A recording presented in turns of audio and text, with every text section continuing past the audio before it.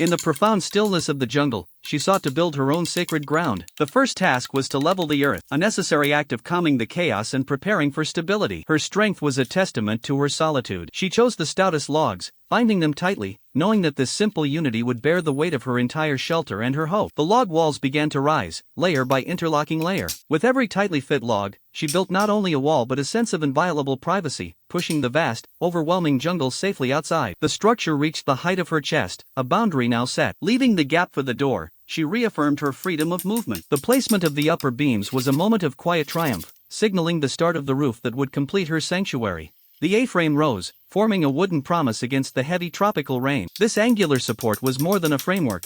It was a visible declaration of protection for the quiet nights ahead. Fatigue was a deep ache in her limbs, but her eyes held a look of profound satisfaction. She paused, taking a moment to drink and absorb the reality of the small kingdom her hands had created.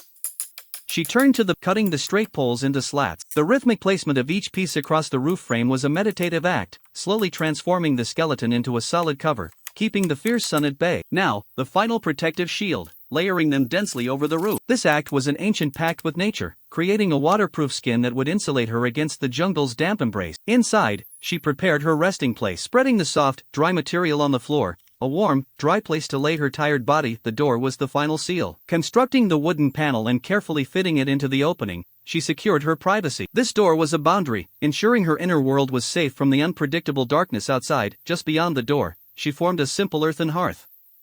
As the flames erupted, casting a vivid, dancing glow, a deep sense of triumph and warmth washed over her. The fire was the heart of her resilience to eye in the cool evening air. The heat of the fire provided comfort. She cooked her simple meal, then sat, looking out from her small cabin.